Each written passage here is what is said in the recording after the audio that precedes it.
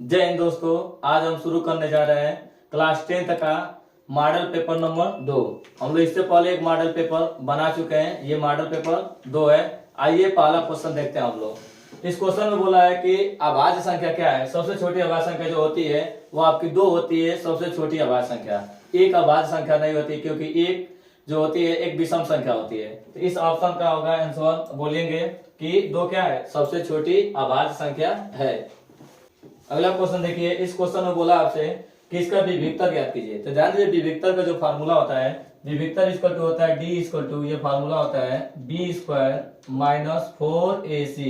ये विविक्तर का फार्मूला होता है, डी बराबर बी स्क्वायर माइनस 4ac। अब देखिए ए क्या होता है इसमें, यक्स स्क्वायर का जो गुणांक होता है, अर्थात यक्स स्क्वायर का जो बगल में होता है वो होता है ए, और यक्स के बगल में जो होता है वो होता है बी, और जिसमें यक्स न लगा हो वो होता है सी। ये आपका पहला ए हो जाएगा, ये आपका बी हो जाएगा, और ये आपका क्या हो जाएगा, सी हो जाएगा। अब इसमें वैल्यू भरते हैं। जब वैल्यू भरेंगे तो ये हो जाएगा डी बराबर बी के जगह पर देखेंगे, बी के जगह पर क्या है, बी के जगह पर माइनस के 2 का होल स्क्वायर, फिर माइनस 4, उसके बाद इंटू ए के जगह पर देखेंगे तो ए के जगह पर कितना है 3 है, और सी के जगह पर देखेंगे तो सी की वैल्यू कितनी है 1/3 है। जब ये वैल्यू भरेंगे तो यहाँ 3 से 3 कैंसिल हो जाएगा, और माइनस का स्क्वायर होता है प्लस, हमेशा माइनस का स्क्वायर क्या होगा प्लस, और -2 का स्क्वायर क्या होगा 4, और इधर बचेगा 4 में से 4 कैंसिल होगा तो डी की वैल्यू कितनी आ जाएगी 0। तो इसमें देखेंगे ऑप्शन नंबर डी। अगला क्वेश्चन देखते हैं। इस क्वेश्चन में देखिए साइन ए का मान दे चुका है, आपसे पूछा है कि कास ए का मान बताइए। तो कास ए का मान यदि हम लोग निकालते हैं तो इसमें आप सबको पता होगा कि पाइथागोरस थ्योरम में देखते हैं ए बी सी, और आपको पता है कि साइन थीटा बराबर होता है लंब बट्टा क्या होता है, कोण होता है, लंब बट्टा कोण। 90 डिग्री के सामने का भुजा क्या होता है, कोण होता है, तो लंब बट्टा कोण। और आप सबको पता होगा पाइथागोरस थ्योरम से कि 5, 3 और 4 का क्या होता है, कॉम्बिनेशन होता है। यदि कोण 5 है, लंब 3 है, तो आधार क्या होगा 4 आएगा। और इसमें आपसे पूछा है कि कास ए का मान बताइए। तो कास थीटा बराबर होता है आधार बट्टा के कोण। कास थीटा का वैल्यू क्या होता है, आधार बट्टा कोण। तो ऑप्शन नंबर कौन सा सही हो जाएगा, ऑप्शन नंबर ये हो जाएगा सेकंड वाला। अगला क्वेश्चन देखते हैं। देखिए इस क्वेश्चन में आपसे बोला है कि त्रिभुज के क्षेत्रफल दे चुका है, त्रिभुज के क्षेत्रफल का अनुपात दे चुका है, और बोला है कि भुजाओं का अनुपात ज्ञात कीजिए। तो देखिए फार्मूला होता है, यदि 2 त्रिभुज हम ले लें ए बी सी, पहला त्रिभुज हो, दूसरा त्रिभुज ले लें पी क्यू आर, तो ये फार्मूला हो जाएगा। देखिए पहले वाले त्रिभुज का क्षेत्रफल ऐसे लिख सकते हैं, एरिया ऑफ त्रिभुज ए बी सी का क्षेत्रफल, और इधर लिख दें एरिया ऑफ त्रिभुज हम लिख दें पी क्यू आर का क्षेत्रफल। 2 त्रिभुजों का क्षेत्रफल का जो अनुपात होता है उनकी संगत भुजाओं के वर्ग के अनुपात के क्या होता है, बराबर होता है। तो उनकी संगत भुजा लेंगे तो संगत भुजा ए बी ले रहे हैं, इधर नीचे लेंगे ए बी ऊपर ले रहे हैं, तो नीचे क्या लेंगे पी क्यू लेंगे। तो ये जो फार्मूला होता है ना, ये होता है 2 समरूप त्रिभुजों के जो क्षेत्रफल का अनुपात होता है उनके संगत भुजाओं के वर्ग के अनुपात के क्या होता है, बराबर होता है। इसमें देखेंगे कि आप देखिए क्वेश्चन में समरूप त्रिभुजों के क्षेत्रफल का अनुपात दे चुका है, आपका क्षेत्रफल दे चुका है 4/9, इधर भर देंगे 4/9। आपसे पूछा है कि त्रिभुज के भुजाओं का अनुपात बताइए। किसका पूछा है, भुजाओं का अनुपात। तो भुजा का जो अनुपात लिखेंगे ए बी बट्टा के पी क्यू का स्क्वायर। जब इधर से हम स्क्वायर हटाएंगे तो इधर वाला किस में आ जाएगा, अंडर रूट में आ जाएगा। तो इधर का स्क्वायर जब हटाते हैं ना तो बगल वाला किस में आता है, अंडर रूट में आ जाता है। तो अंडर रूट में आएगा तो ये हो जाएगा 4/9। कब आता है, जब इधर का स्क्वायर हटाते हैं तब आता है। स्क्वायर हट जाएगा तो ए बी बट्टा क्या लिखेंगे पी क्यू। अब हम जानते हैं अंडर रूट में से वही बाहर निकलता है जिसका जोड़ा होता है। तो 4 किसका जोड़ा होता है, 2 गुणे 2। तो 4 जो निकलेगा 2 के रूप में निकलेगा, क्योंकि 2 गुणे 2 4 होता है। 9 किस तरह निकलेगा, 9 3 के रूप में निकलेगा, क्योंकि 3 गुणे 3 कितना होता है 9 होता है। यहाँ से हो जाएगा 2/3 A B upon P Q, मैंने भुजाओं का जो अनुपात आएगा 2/3। इसमें हो जाएगा आपका ऑप्शन नंबर 1। अगला हम लोग क्वेश्चन देखते हैं। इस क्वेश्चन में आपसे बोला है कि देखिए समांतर माध्य दे चुका है, तो यक्स का मान पूछा है। तो समांतर माध्य का फार्मूला यदि आपको याद होगा तो ये होता है समांतर माध्य बराबर होता है संख्याओं का योग। समांतर माध्य बराबर होता है आपका संख्याओं का योग बट्टा के क्या होता है, संख्या। संख्याओं का योग होता है, संख्याओं का योग बट्टा के होता है कुल संख्या लिखा जाता है, कुल संख्या। संख्याओं का योग बट्टा क्या होता है, कुल संख्या होता है। तो इस बार हम लोग वैल्यू भरेंगे। देखिए समांतर माध्य आपको दे चुका है, समांतर माध्य कितना दे दिया है 5, तो यहाँ पर वैल्यू भरेंगे समांतर माध्य की जगह पर 5। ऊपर योग होता है, संख्याओं को जोड़ दिया जाता है। तो संख्याओं को जोड़ेंगे, देखिए पहली संख्या आपका 3 है, दूसरी संख्या आपका 4 है, तीसरी संख्या 6 है और चौथी संख्या क्या है, यक्ष है। तो कुल संख्या कितनी हुई, 4। तो नीचे लिख देंगे 4 संख्या है। फार्मूला होता है कुल संख्याओं का योग बट्टा कुल संख्या। तो कुल संख्या कितनी है, 4। अब क्या करेंगे, देखिए तिर्यक का गुणा कर सकते हैं। 4 इधर भागा में इधर जाएगा तो क्या करेगा, गुणा। तो 5 में 4 से गुणा करेगा तो ये हो जाएगा 5 चौको 20। इधर जोड़ देंगे, देखिए 6 4 10 और 10 3 13 प्लस यक्स। अब ये 13 प्लस है, इधर लेके आएंगे दाहिने तरफ से बाएं तरफ, तो ये माइनस होगा। तो 20 में से 13 माइनस हो जाएगा, तो ये बचेगा, कितना बचेगा, 7 बच जाएगा। यक्स की जो वैल्यू आएगी, यक्स की वैल्यू कितनी आ जाएगी, 7। यहाँ पे जो यक्स की वैल्यू आ गई 7। तो ऑप्शन नंबर 3 क्या है, सही है। अगला क्वेश्चन हम लोग देखते हैं। देखिए इस क्वेश्चन में बोला है 2 बिंदुओं के बीच की दूरी बताइए। तो बीच की दूरी का जो फार्मूला होता है, देखिए 2 बिंदुओं के बीच की दूरी का फार्मूला हमेशा याद रखिए। जब बीच की दूरी पूछता है तो बीच की दूरी का जो फार्मूला होता है वो होता है अंडर रूट। अंडर रूट में लिखा जाता है x2 माइनस x1 का होल स्क्वायर प्लस होता है y2 माइनस y1 का होल स्क्वायर।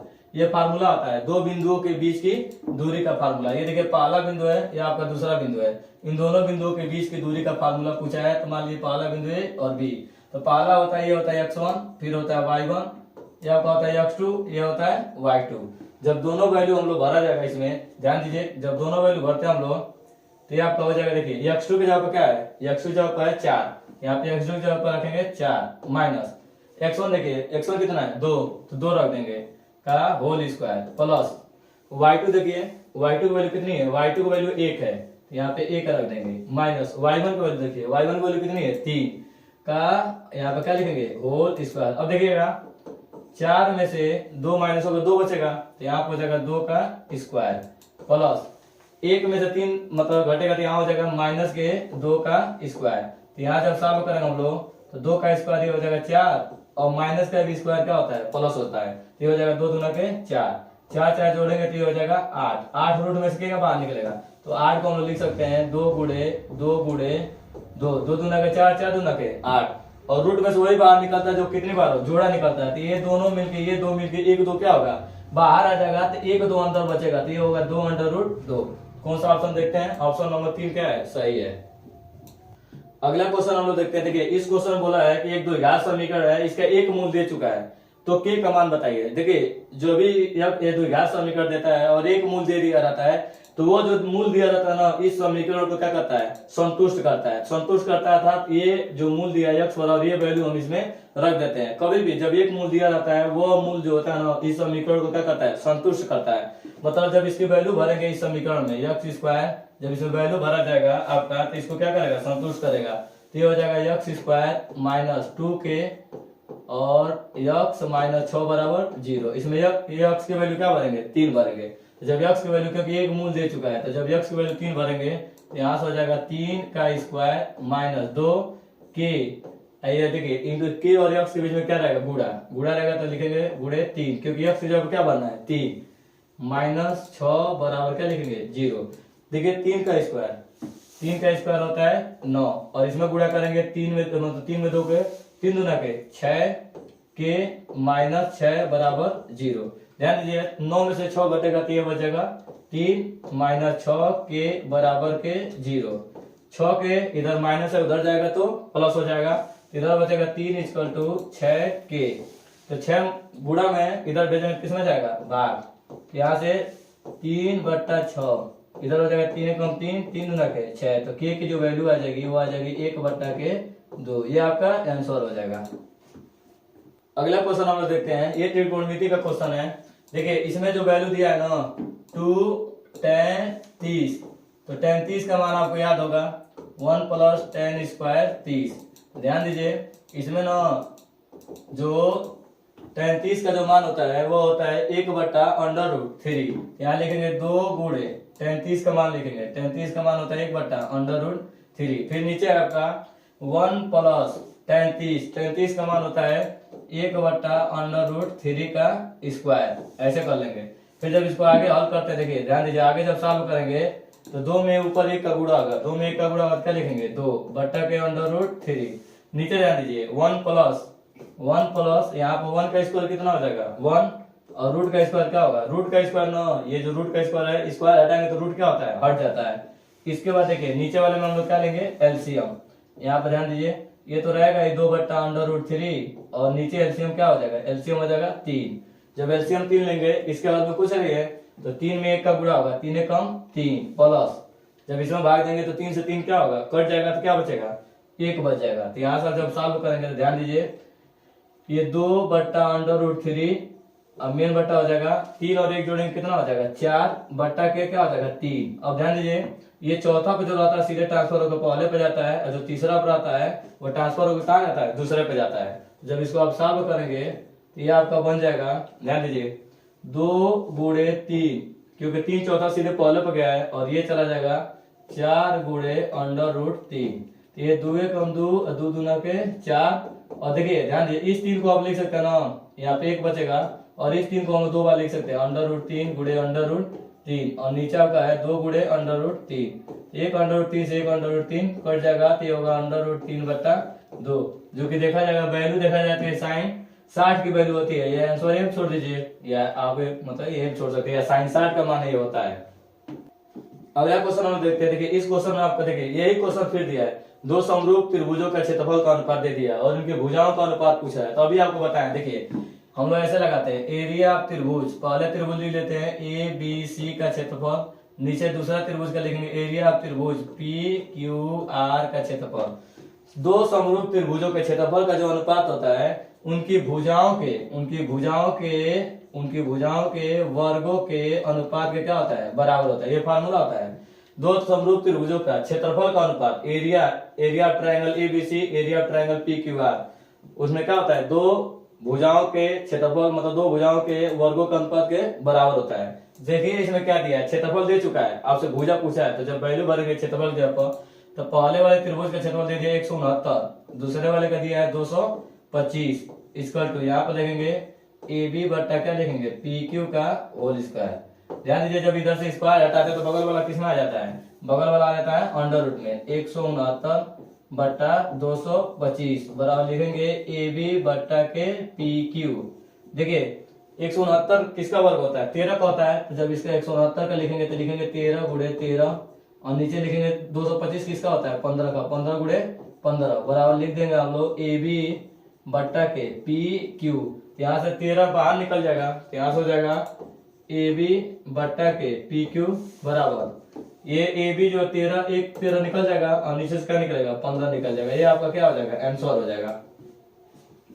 अगला क्वेश्चन हम लोग देखते हैं। देखिए ये जो क्वेश्चन पूछ दिया है ये पहले भी क्वेश्चन ऐसा आ चुका है। देखिए समांतर माध्य, याद रख लिए फार्मूला, समांतर माध्य बराबर होता है संख्याओं का योग बट्टा क्या होता है, संख्या। तो यहाँ पे देखिए समांतर माध्य आपको दे चुका है, समांतर माध्य इतना दे दिया है, संख्या दे चुका है 12 संख्या है, आपसे क्या पूछ रहा है, योगफल पूछा है, तो वैल्यू भरते हम लोग। समांतर माध्य दे दिया 45.6, और आपसे पूछा है क्या पूछा है, योगफल।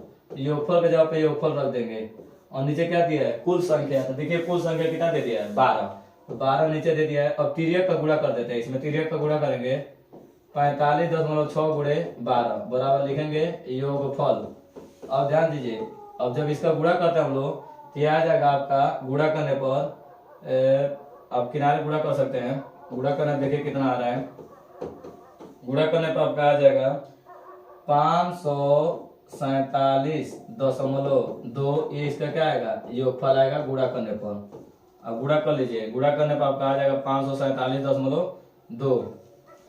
अगला क्वेश्चन हम लोग देखते हैं। देखिए इस क्वेश्चन में आपसे बोला है गुणनखंड विधि द्वारा, अब गुणनखंड विधि द्वारा बताइए कि इसका एलसीएम बताना है और क्या बताना है, एचसीएफ बताना है। आसान क्वेश्चन ध्यान दीजिए, 96 का और 404 का हमको एलसीएम भी बताना है और एचसीएफ भी बताना है, और अब आज गुणनखंड विधि द्वारा जब पहले इसको हल करते हैं, पहले 2 से काटेंगे तो 2 चौको 8, 2 8 16, फिर 2 से काटेंगे 2 दूना के 4, 2 चौको 8, फिर उसके बाद 2 से काटेंगे 2 से काटेंगे 2 एक कम 2, 2 दूना के 4, फिर 2 से काटेंगे 2 6 के 12 हो जाएगा, फिर 2 से काटेंगे 2 3 6 हो जाएगा, फिर 3 से काट लेंगे, ये ऐसे लिख देंगे।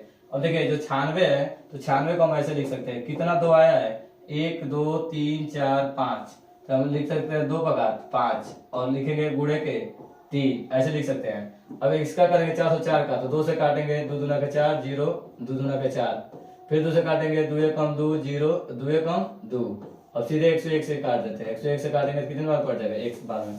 जब इसका लिखेंगे 404 का तो 2 कितनी बार आया, 2 बार आया, गुणे 101। अब ना हमको क्या करना है कि इसका एचसीएफ निकालेंगे। तो एचसीएफ का मतलब होता है हाईएस्ट कॉमन फैक्टर। ध्यान दीजिएगा, जब दोनों मोड़ देखेंगे दोनों में क्या चीज कॉमन मिल रहा है। देखिए 96 को आप लिखना चाहते हैं तो 2 को 5 बार लिख सकते हैं, 2 गुणे 2 गुणे 2 गुणे 2 गुणे 2, और उसके बाद आप लिख सकते हैं गुणे 3, और यहाँ से ना इसको लिख सकते हैं 2 गुणे 2 गुणे 101। अब एचसीएफ जो होता है दोनों में जो चीज मिलता है कॉमन उससे लिखा जाता है। तो जब एचसीएफ लेंगे, देखिए 96 में 2 को 2 मिल रहा है, और 402 में भी क्यों 2 मिल रहा है, 2 मिल रहा है। यहाँ एक्स्ट्रा मिल रहा है 3 2, लेकिन इसको नहीं लेंगे क्योंकि इसमें नहीं मिल रहा है। जो एचसीएफ होता है दोनों में बराबर मिलना चाहिए। तो यहाँ 2 मिल रहा है और यहाँ पर 2 मिल रहा है, तो इस दोनों के लिए लेंगे 2 गुणे 2, 2 दूना का हो जाएगा आपका 4। तो एचसीएफ तो आपका आ गया, एचसीएफ आपका आ जाता है 4 लिख देंगे। अब जो एलसीएम होता है ना, एलसीएम, तो एलसीएम का मतलब होता है जो सबसे ज्यादा बार मिला। देखिए यहाँ पर देखा जाएगा 96 में 2 कितनी बार आया, 5 बार आया। इसमें देखा जाएगा 2 कितनी बार आया, 2 बार आया। तो जिसमें सबसे ज्यादा बार आया होता है 2, तो 2 सबसे ज्यादा बार कितना आया, 5 बार आया। तो लिख देंगे 2 पगार 5 और गुणे एक। उसके बाद ना और तो बात देख लिया, उसके बाद क्या आ रहा है, उसके बाद जो मिलता है उसको भी लिखते हैं, जो नहीं मिलता है उसको भी लिखते हैं। तो इसमें 3 मिल रहा है लेकिन उसमें नहीं मिल रहा है, फिर भी हम लोग क्या करते हैं एलसीएम में लेते हैं, 3 ले लेंगे। और ध्यान दीजिएगा इसमें क्या 101 है लेकिन इसमें 101 नहीं है, तो एलसीएम लिख रहा है ना, तो एलसीएम में जो मिलता है उसको भी लिखते हैं, जो नहीं मिलता है उसको भी लिखते हैं। तो यहाँ पे 101 ले लेंगे और सबका गुणा करेंगे तो आएगा 404। तो इस प्रकार आपका एलसीएम आ जाएगा 404 और एचसीएफ कितना आ जाएगा, एचसीएफ आ जाएगा 4।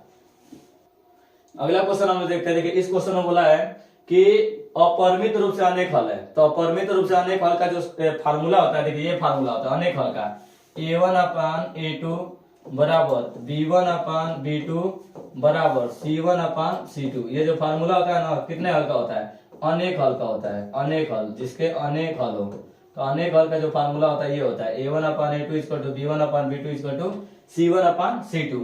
अब देखिए ये जो सॉल्यूशन आपको दिया है, देखिए पहला जो दिया है आपका kx और उसको क्या दिया 3y और दिया है उसको दिया माइनस k माइनस 3 बराबर 0। ये पहला देखिए इक्वेशन। दूसरा इक्वेशन दिया है 12x प्लस ky और माइनस k बराबर ये दे दिया है 0। अब देखिए इसमें आपका ना ये पहला जो होगा आपका a1 हो जाएगा, ये आपका b1 हो जाएगा, ये आपका क्या हो जाएगा c1 हो जाएगा, इधर आपका a2 हो जाएगा, ये आपका b2 हो जाएगा, ये आपका क्या हो जाएगा c2 हो जाएगा। जब आप वैल्यू भरते हैं, देखिए जब वैल्यू भरते हैं a1, तो a1 का मतलब कितना है, देखिए a1 का वैल्यू है k और a2 का वैल्यू देखिए a2 वैल्यू कितनी है 12 है बराबर b1 का वैल्यू देखेंगे तो b1 का वैल्यू कितनी है, b1 का वैल्यू है 3, b1 का वैल्यू 3 रख देंगे और b2 की वैल्यू कितनी है k, b2 की वैल्यू k है। इधर हम लोग सॉल्व करते हैं। c1 की वैल्यू देखिए, c1 की जो वैल्यू है माइनस k माइनस 3 और जो c2 की वैल्यू है वो कितनी है माइनस k। कोई भी हम 2 ले सकते हैं, तीनों आपस में बराबर है तो कोई भी 2 लिया जा सकता है। तो हम क्या करते हैं ये पहला और दूसरा ले लेते हैं। पहला दूसरा लेंगे तो इसका जब आपस में क्रॉस मल्टीप्लिकेशन करेंगे तो k में k का गुणा होगा तो ये हो जाएगा k स्क्वायर और 12 में 3 का गुणा होगा तो 12 क्या है 36। 36 किसका स्क्वायर होता है, तो 36 जो होता है वो प्लस 6 का भी स्क्वायर होता है और माइनस 6 का भी स्क्वायर होता है। 36 प्लस 6 और माइनस 6 दोनों का स्क्वायर होता है। जब दोनों पक्षों का स्क्वायर हटाएंगे तो हम लोग लिखेंगे k बराबर प्लस माइनस 6। ये आपका क्या हो जाएगा आंसर हो जाएगा। अगला क्वेश्चन देखिए। अगला क्वेश्चन देखिए बोला है कि एक समद्विबाहु त्रिभुज है। समद्विबाहु में दोनों भुजा दो कोण क्या होते हैं बराबर होते हैं। और बोला है समकोण भी त्रिभुज है और समकोण कौन है सी वाला है। तो इसका जब एक फिगर हम लोग बनाते हैं, इस क्वेश्चन बोला है ना कि सी क्या है समकोण है, तो सी यहाँ लिख देंगे समकोण, यहाँ पे लिख देंगे ए और यहाँ पे लिख देंगे बी। और एक बात और बोला है कि ये समद्विबाहु है। समद्विबाहु का मतलब होता है दो भुजा क्या होंगे बराबर होंगे, तो ये दोनों बराबर होंगे।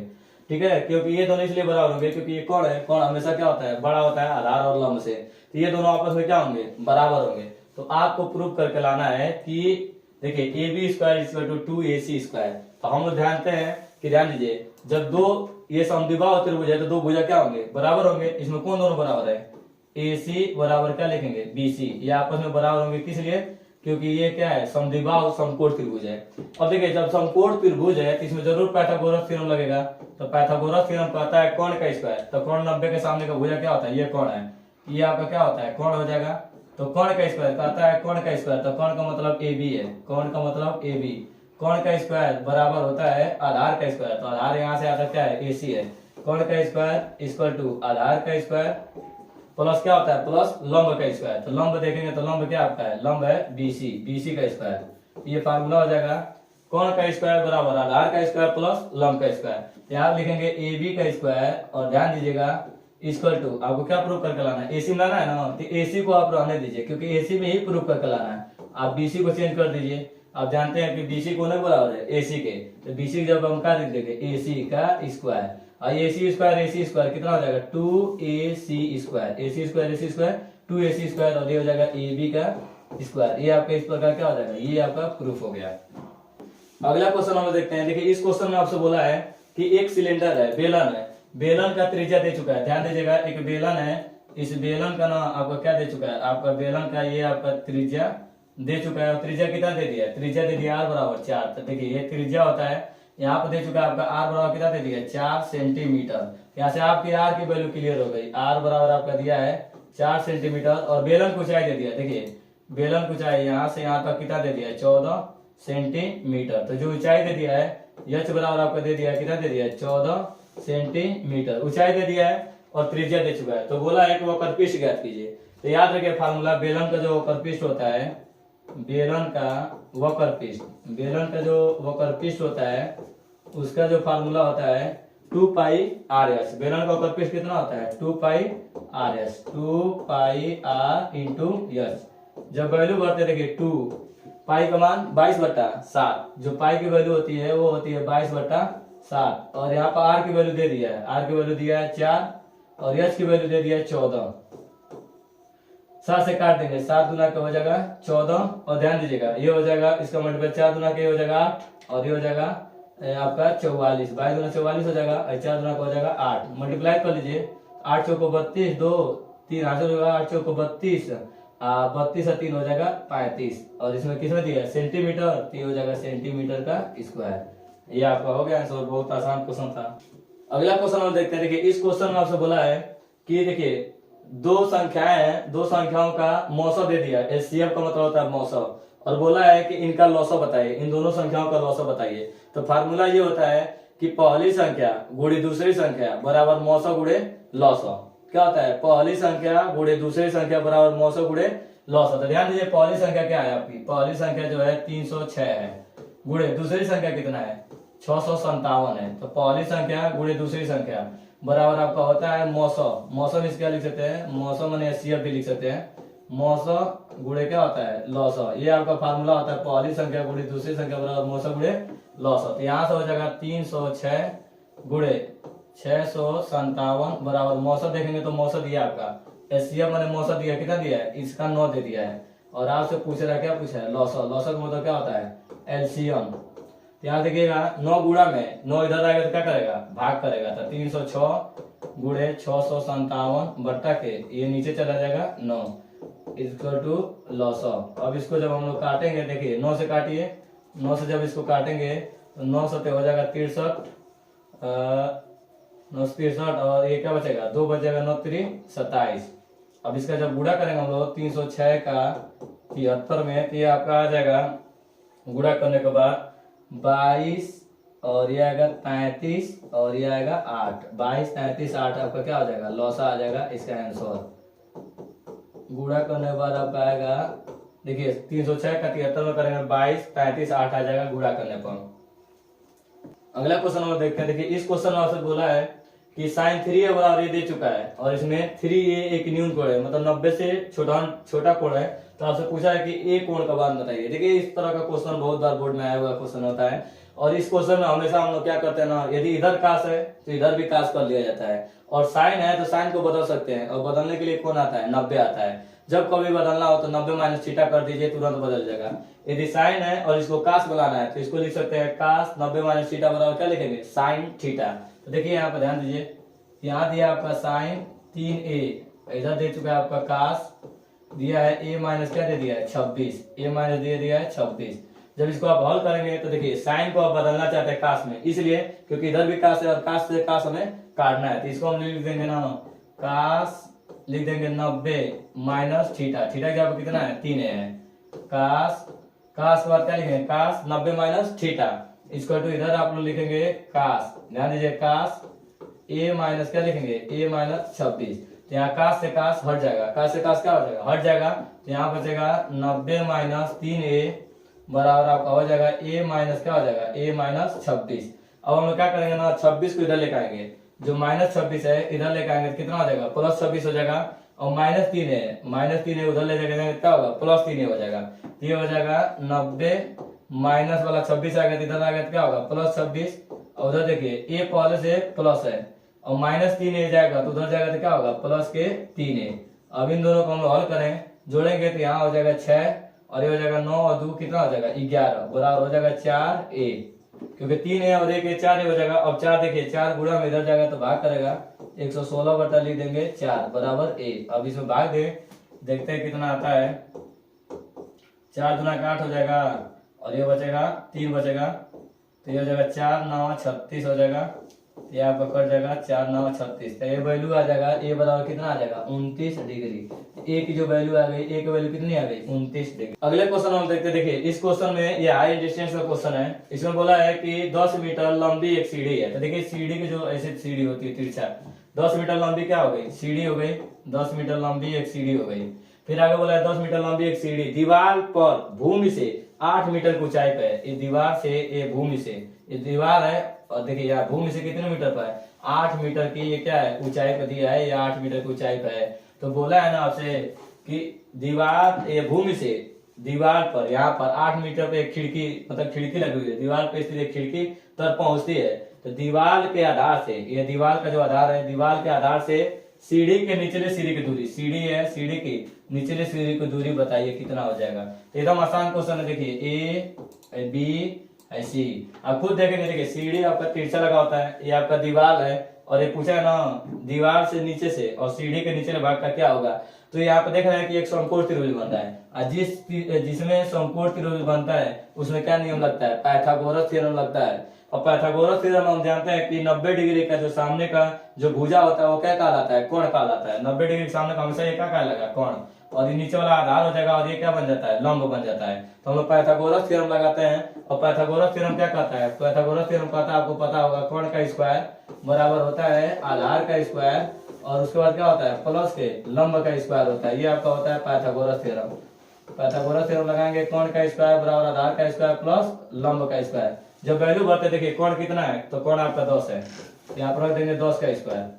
आधार हमको पता नहीं, आधार तो इसको पता करना है। यहाँ रख देंगे ए बी का स्क्वायर और उसके बाद आप देखेंगे लंब, तो लंब देखेंगे तो लंब कितना है 8 है, तो यहाँ हो जाएगा आपका 8 का स्क्वायर। यहाँ पर रखेंगे 10 का स्क्वायर कितना हो जाएगा 100, ये हो जाएगा आपका ए बी का स्क्वायर।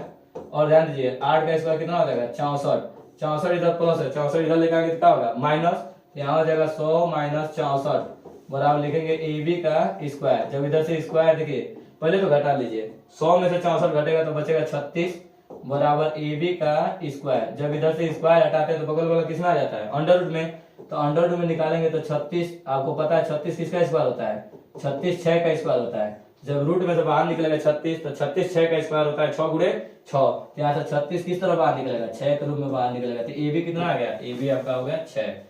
तो नीचे आधार की जो दूरी होगी कितनी होगी 6 होगी। अगला क्वेश्चन हम लोग देखते हैं। देखिए ये जो क्वेश्चन है आपका रचना से क्वेश्चन पूछा हुआ है। तो रचना का जो क्वेश्चन है देखिए इसमें बोला है कि एक 5.8 लंबाई का एक रेखाखंड कीजिए जिसको 4 संबंधित 3 के अनुपात में विभाजित करना है। तो सबसे पहले ध्यान दीजिएगा, सबसे पहले मेरा पहला का जो काम होता है, सबसे पहले एक रेखाखंड खींचते हैं ए बी, कितने का 5.8 का। तो ध्यान दीजिए एक 5.8 का, सबसे पहले हम लोग क्या किए एक रेखाखंड खींच लिए 5.8 का ए बी। अब क्या कहते हैं ना ए बी को, ये जो ए बी होता है ए बी को आधार मान के एक दूसरा रेखाखंड खींचते हैं। ए बी को आधार मान के एक न्यून कोण का 90 से छोटा एक न्यून कोण का दूसरा रेखाखंड खींचते हैं। और ये जो होता है ना ये क्या होता है कि 90 से क्या होता है छोटा होता है, जिसका नाम हम लिखते हैं ए एक्स। क्या नाम लिखते हैं, यहाँ से जो इसको मिला रहे हैं ना देखिए ये जो मिला रहे हैं इसका क्या नाम होता है ए एक्स। और जो ए एक्स होता है ना ए एक्स को क्योंकि ना देखिए 4/3 मैंने 4 और 3 को जोड़ेंगे तो 7 होगा। तो इसको 7 बराबर भागों में क्या कर देते हैं, बांट देते हैं। 7 बराबर भागों में क्या करते हैं, इसको बांट दिए। जब 7 बराबर भागों में बांट देते हैं तो जो A7 होता है सबसे लास्ट वाला होता है, उसको AB के लास्ट बिंदु से क्या करते हैं, इसको ऐसे मिला देते हैं। जब ये मिला देने के बाद देखिए क्या होता है, जब मिला देते हैं डायरेक्ट, उसके बाद ना यहाँ से लेके ना A7 को लेके एक चाप काटते हैं ऐसे। A7 को लेके एक चाप काटेंगे और जितना A7 से लेके चाप काटेंगे उतना ही A4 से लेके उतना ही चाप काटेंगे। फिर ध्यान दीजिएगा, A7 को लेके जितना ये चाप काटते हैं, ऐसे चाप काटते हैं उतना ही लेके क्या करते हैं, इसको A4 से लेकर उतना ही क्या कर देते हैं, इस तरह चाप काट देते हैं। और फिर ना ये चाप की लंबाई को नाप लेते हैं कि कितना लंबाई को बना है। जितना चाप की लंबाई मिलता है यहाँ से रख के यहाँ पर रख लेते हैं, और रखने के बाद इसको यहाँ से कट करते हैं कि कितना है, जितना चाप की लंबाई उतनी चाप की लंबाई है ना। जब ये लंबाई जितना मिल जाता है उसके बाद क्या करते हैं, इसको मिला देते हैं। ये जो क्वेश्चन है, बाकी रचना का पद है ये आपको लिखना पड़ता है। अगला क्वेश्चन हम लोग देखते हैं। देखिए अगले क्वेश्चन में आपसे बोला है कि दो संख्याएं ज्ञात कीजिए जिनका योगफल क्या हो, 27 हो, और जिनका हम गुणा करें तो क्या है, 182 हो। तो जब दो संख्याओं का योगफल दे देता है तो हम मान लेते हैं कि पहली संख्या x है, और मान लीजिए दूसरी संख्या जो होगा 27 में से घटाएंगे तभी तो पता चलेगा दूसरी संख्या क्या है। जब दोनों संख्याओं को जोड़ देने पर 27 आ रहा है, तो यदि पहली संख्या को यदि आप x मान लेते हैं तो दूसरा पता करने के लिए 27 में से घटाना पड़ेगा, तो कितना आएगा। तो हम लोग मान लेते हैं कि जो पहली संख्या है, ध्यान दीजिएगा, जो पहली संख्या लेंगे हम लोग, पहली संख्या को हम लोग मान लेते हैं, पहली संख्या जो है वो है आपका कितना है, x है। तो जो दूसरी संख्या होगी, दूसरी संख्या कैसे पता चलेगी, जब हम लोग क्या करेंगे, 27 में से घटाएंगे। तो पहली संख्या x मानते हैं और जो दूसरी संख्या होता है क्या मानते हैं, 27 माइनस x, ये मान लेते हैं। और क्वेश्चन बोला है कि इन दोनों संख्या का गुणा करने पर किसके बराबर आ रहा है, 182। तो पहली संख्या गुणे दूसरी संख्या 27 माइनस x, पहली संख्या गुणे दूसरी संख्या बराबर कितना लिखेंगे, 182। अब देखिए जब गुणा करते हैं x का 27 में, फिर x का x में, x का 27 में गुणा करेंगे कितना आएगा, 27x माइनस x का x में गुणा करेंगे कितना आएगा, x स्क्वायर बराबर 100 कितना आ जाएगा, 182। अब हम लोग क्या करते हैं ना, x स्क्वायर को निगेटिव नहीं रखना है, तो हम लोग एक काम करते हैं कि 182 को इधर लाइए, x स्क्वायर को उधर भेज दीजिए, सबको उधर भेज दीजिए। x स्क्वायर जब उधर जाएगा और 27x भी उधर जाएगा तो इधर क्या बच जाएगा, इधर 0 बच जाएगा। जब इसको भी लेके जाएंगे, x स्क्वायर निगेटिव है, उधर लेके जाएंगे तो x स्क्वायर क्या हो जाएगा, पॉजिटिव हो जाएगा। अब माइनस ये प्लस 27x है, उधर जाएगा तो क्या होगा, माइनस के 27x और प्लस 182। अब एक काम करेंगे, 0 को बाएं से दाएं तरफ लिख देंगे और जो दाएं वाला पक्ष है बाएं तरफ लिख देंगे, तो ये आ जाएगा आपका x square minus 27x plus 180 बराबर क्या लिख देंगे, 0। अब गुणनखंड करेंगे, गुणा करने पे 180 आना चाहिए, जोड़ने घटाने में कितना आना चाहिए, 27 आना चाहिए। तो ऐसा दो नंबर ढूंढते हैं कि जिसका हम लोग गुणा करें तो क्या आ जाए, 27 जोड़े घटाए तो गुणा करें तो आप देखेंगे 13 और 14, यदि 13 14 देखा जाए तो क्या हो जा रहा है, 13 14 पर, तो 13 और 14 का गुणा करते हैं, देखते आ जा रहा है। तो ये तो नहीं आपका, लेकिन ये देखिए 182 है, आप 180 नहीं 182 है, 182 है। तो देखते हैं हम लोग गुणा करते हैं, तो 4 3 12 और ये हो जाएगा 4 और ये हो जाएगा 5, यहाँ हो जाएगा 3 और 1, तो आ तो जा रहा है 2 8 1, 182 आ जा रहा है। तो 13 और 14 हो जाएगा इसका गुणनखंड, लिखेंगे x स्क्वायर माइनस 13 प्लस 14 और क्या लिखेंगे, x प्लस 182 बराबर क्या लिखेंगे, 0। x जो बाहर खड़ा है अंदर गुणा करेगा दोनों में, जब दोनों गुणा करेगा यहाँ से हो जाएगा आपका x स्क्वायर माइनस 13x और ये हो जाएगा माइनस के 14x प्लस 182 बराबर लिख देंगे, क्या लिखेंगे, बराबर 182 बराबर 0। अब हम लोग जब साफ करेंगे, देखिए इन दोनों में क्या कॉमन है, इन दोनों में x कॉमन है, x कॉमन करने के बाद भाग देंगे, x से x कट जाएगा तो एक x बच जाएगा, माइनस इस x से x में भाग देंगे कितना बच जाएगा, 13 बच जाएगा। फिर हो जाएगा माइनस के 14 कॉमन कर लें, भाग देंगे, माइनस से माइनस कटेगा, 14 से 14 कटेगा, x बचेगा। फिर इसमें जब भाग देंगे माइनस प्लस क्या हो जाएगा, ये माइनस है और ये प्लस है, माइनस का प्लस में गुणा करेंगे तो क्या होगा, माइनस, और 14 में 182 से भाग देंगे तो कितना बार में कटेगा, 13 बार में। जो पहले वाले ब्रैकेट में बचा होता है वही चीज दूसरे वाले ब्रैकेट में बचता है। तो देखते हैं सेम सेम क्या है, तो सेम सेम x माइनस 13 है, तो इसको एक ब्रैकेट में लिख देंगे, जो बचा हुआ होता है उसको दूसरे ब्रैकेट में लिख देते हैं, x माइनस 14 बराबर 0। दोनों को अलग अलग 0 कर लेते हैं, जब दोनों को अलग अलग 0 करेंगे x माइनस 13 बराबर 0, 13 आप उधर लेके जाएंगे तो x बराबर हो जाएगा 13, और जब इसको साफ करेंगे x माइनस 14 बराबर 0, तो 14 उधर लेके जाएंगे तो x बराबर क्या हो जाएगा, 14। एक आंसर 13 आएगा, दूसरा क्या आ जाएगा, 14 आ जाएगा। अगला क्वेश्चन हम लोग देखते हैं। देखिए इस क्वेश्चन में आपसे बोला है कि x अक्षों पर a और b पर काट रहा है एक रेखा और मूल बिंदु से जो लंबाई दे दिया है, मूल बिंदु से लंबाई कितना दे दिया है, p दिया है। तो ये हमको सिद्ध करना है। तो एक फार्मूला आता है कि मूल बिंदु से किसी रेखा पर डाले गए लंब की लंबाई। ये याद रखिएगा डायरेक्ट। देखिए एक फार्मूला आता है, ध्यान दीजिए। यदि ये x y अक्ष है और यहाँ पे एक x अक्ष है, ये x अक्ष है और यहाँ पर क्या है, y अक्ष है। तो यहाँ से एक कोई रेखा यदि काट रहा है और x अक्ष को देखिए, x अक्ष को a दूरी पे काट रहा है, तो इसको हम लिखेंगे a, 0 और y अक्ष को किस पर काट रहा है, b पर, तो लिखेंगे 0, b। x अक्ष को a पर काटा है, y अक्ष को क्या पर काटा है, b पर काटा है, 0, b। और दिया है मूल बिंदु से लंब की लंबाई क्या है, p है। मूल बिंदु से जो लंब की लंबाई कितनी आ रही है, p आ रही है। और मूल बिंदु यहाँ पे क्या लिखेंगे, 0, 0। मूल बिंदु क्या लिखेंगे, 0, 0। मूल बिंदु से डाले गए लंब की लंबाई क्या दिया है, p। तो देखिए सबसे पहले ना ये जो रेखा है, इस रेखा का नाम आप कुछ भी लिख सकते हैं, ए बी। इस रेखा का जब हम समीकरण लिखेंगे तो रेखा का समीकरण होता है x upon a plus y upon b बराबर कितना होता है, 1। इसको अंतखंड भी कहते हैं। अंतखंड करवे कर रहा है, उधर +1 है, इधर लेकर आ जाइए। जब +1 इधर लेकर आएंगे तो क्या आ जाएगा आपका, ये हो जाएगा आपका -1 बराबर 0। अब देखिए फार्मूले चलेंगे तो फार्मूला जो होता है ना, किसी मूल बिंदु 0, 0 से किसी रेखा पर डाले गए लंब की लंबाई का जो फार्मूला होता है ये होता है। देखिए p बराबर c अपान, मॉड में होता है, मॉड में c अपान होता है अंडर रूट, ये होता है a स्क्वायर प्लस के b स्क्वायर होता है। तो जब इसमें हम लोग फार्मूला में रखेंगे, देखिए तो मूल बिंदु से डाले गए लंब की लंबाई तो p है, मूल बिंदु से डाले गए लंब की लंबाई p है। और यहाँ पर c के जगह पर देखेंगे तो c क्या होता है, c होता है जिसमें x ना लगाओ, तो इसमें x नहीं लगाओ या y ना लगाओ, तो c का वैल्यू क्या है, ये आपका है -1। तो c का जो मान है वो है -1 अपान अंडर रूट, ये करेंगे a स्क्वायर। अब क्या कर लेंगे, a स्क्वायर माने x स्क्वायर का गुणांक, x स्क्वायर का गुणांक। देखिए x स्क्वायर का गुणांक यहाँ कुछ नहीं था, 1 मान के ये बोलेंगे 1 अपान क्या है, x है, x का गुणांक। और देखिए y का जो गुणांक है, y का जो गुणांक है 1 अपान b है। x का गुणांक लिखते हैं तो 1 अपान a का स्क्वायर प्लस 1 अपान, ये हो जाएगा 1 अपान b का स्क्वायर। तिर्यक गुणा कर देते हैं, पहले तो मॉड में से हटा देते हैं, मॉड में से हटेगा तो माइनस वाला क्या होगा, प्लस। और तिर्यक का गुणा कर देते हैं, तिर्यक का गुणा करके तो यहाँ चला जाएगा under root 1 upon a square plus 1 upon b square. और जब तिर्यक का गुणा करेंगे तो यहाँ इसके जगह पर क्या चला जाएगा, p चला जाएगा। तो 1 अपान मॉड हट गया, जब मॉड हटता है तो माइनस वाला क्या होगा, प्लस। और तिर्यक का गुणा कर देंगे, यहाँ चला जाएगा p।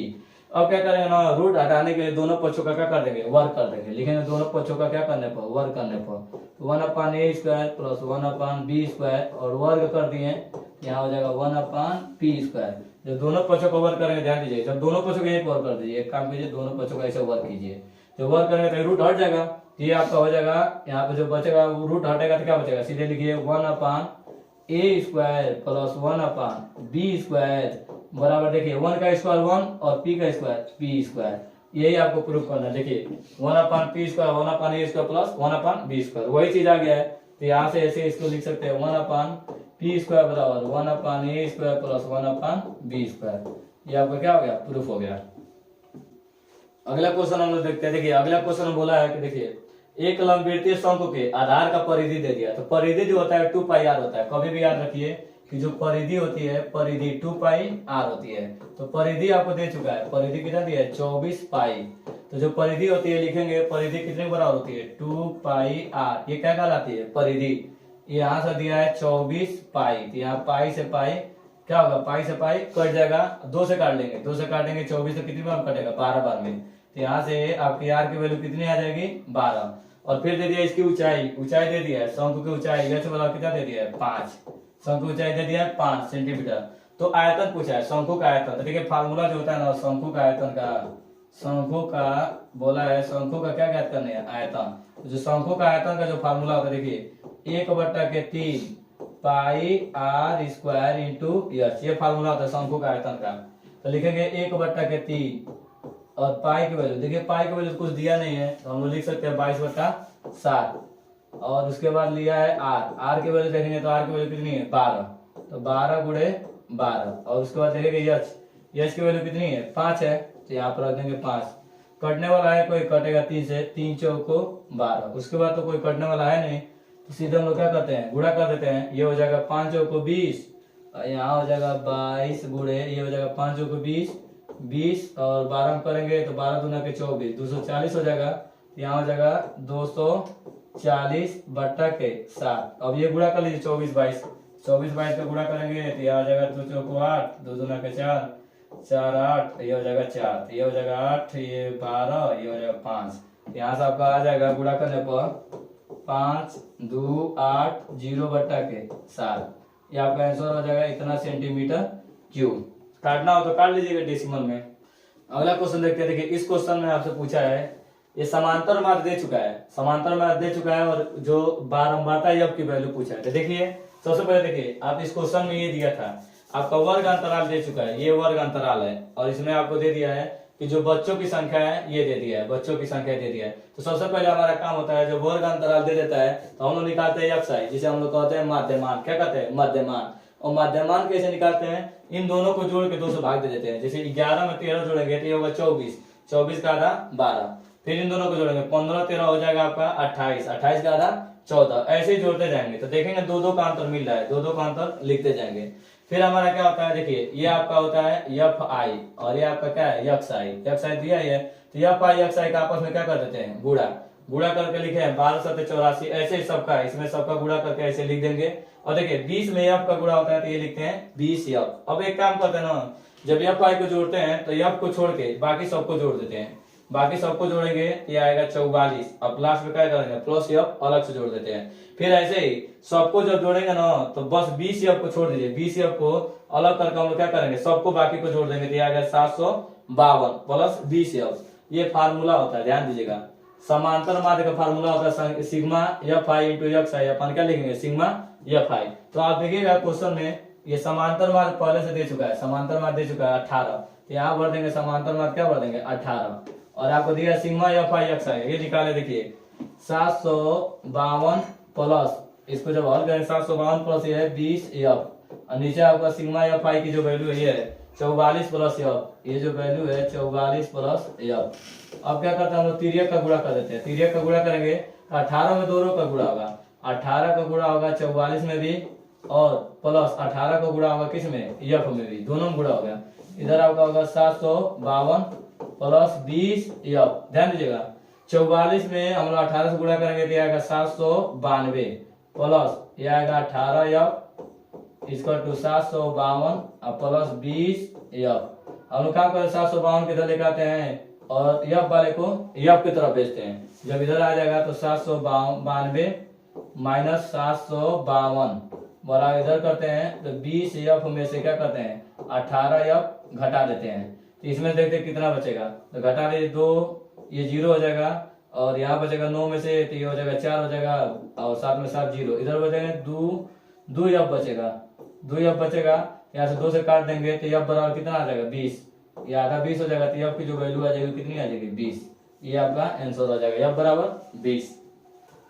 अगला क्वेश्चन देखते हैं। देखिए इस क्वेश्चन में बोला है कि 2 कर्मागत सम संख्या, तो 2 कर्मागत सम संख्या जो मानते हैं हम लोग, एक पहला मानते हैं x और दूसरा मानते हैं x प्लस 2। तो कभी भी कर्मागत संख्या बोले 2 कर्मागत संख्या तो आप क्या मानेंगे? कर्मागत जो संख्या बोलेंगे, कर्मागत संख्या, सम कर्मागत संख्या बोला है, सम कर्मागत संख्या। तो आप एक मान लीजिए कर्मागत संख्या हम क्या मान लेंगे? एक आप मान लीजिए x और एक मान लीजिए आप x प्लस 2 मान लीजिए 2 कर्मागत संख्या।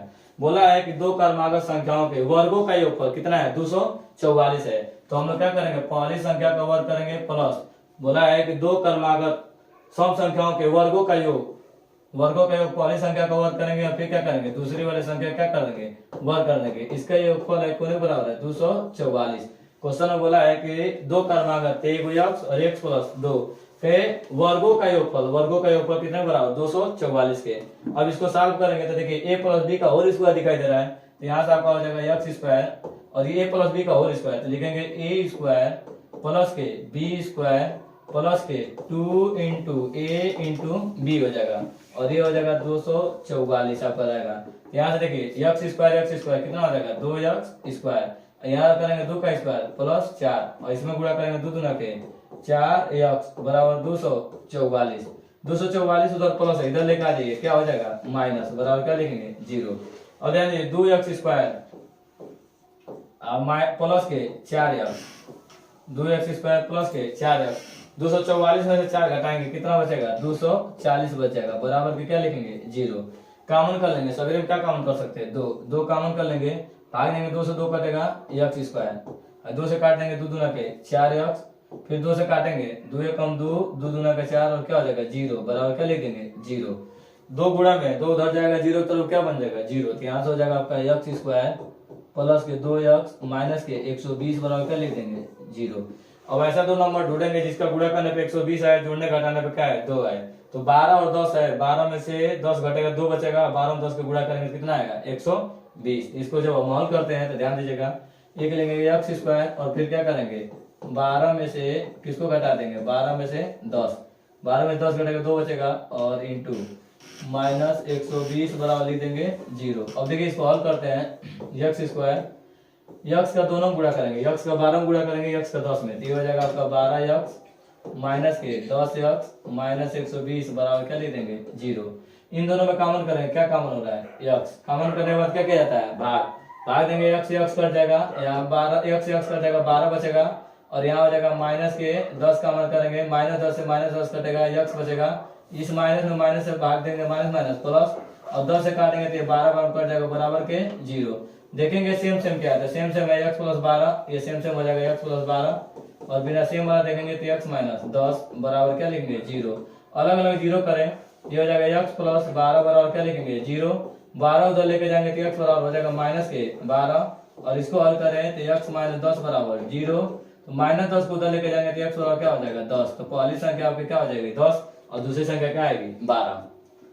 अगला क्वेश्चन हम लोग देखते हैं, देखिए इस क्वेश्चन में आपसे दिया है एक फिगर दिया है, डायग्राम दिया है, और इस डायग्राम में देखिए ये आपका दिया है त्रिज्यखंड दे चुका है, और इसमें एक समकोण त्रिभुज दे दिया है, तो आपसे पूछा है ना कि बताइए कि ये जो छायांकित भाग है बीच में, देखिए बीच में जो छायांकित भाग है उसका क्षेत्रफल कितना होगा। तो हम लोग बहुत ही आसान क्वेश्चन है, यदि यहाँ से देखेंगे आप लोग तो 90 डिग्री का कोण बन रहा है और एक त्रिज्यखंड बना रहा है, यहाँ से देखेंगे तो ये त्रिज्यखंड बन रहा है, ये देखिए ऐसे त्रिज्यखंड बन रहा है, और इस त्रिज्यखंड में ध्यान दीजिए त्रिज्यखंड में से यदि हम समकोण त्रिभुज काट के निकाल दें, इस त्रिज्यखंड में से क्या निकाल दिया जाए समकोण त्रिभुज यदि काट के निकाल दिया जाए, त्रिज्यखंड जो बना हुआ है इस त्रिज्यखंड में से ये जो समकोण त्रिभुज बन रहा है, इस समकोण त्रिभुज को क्या किया जाए काट के निकाल दिया जाए, तो हमको पता चल जाएगा कि छायांकित भाग जो है उसका क्षेत्रफल कितना होगा। तो हमको निकालना है छायांकित भाग का क्षेत्रफल, तो देखिए जब लिखेंगे छायांकित भाग का क्या पूछा है छायांकित भाग का क्षेत्रफल, जब छायांकित भाग का जब क्षेत्रफल निकालेंगे हम लोग तो ध्यान दीजिएगा क्या करेंगे हम लोग, किस में से घटाएंगे, देखिए आप सीधे क्या कीजिए ना त्रिज्यखंड में से समकोण त्रिभुज काट के क्या कर दीजिए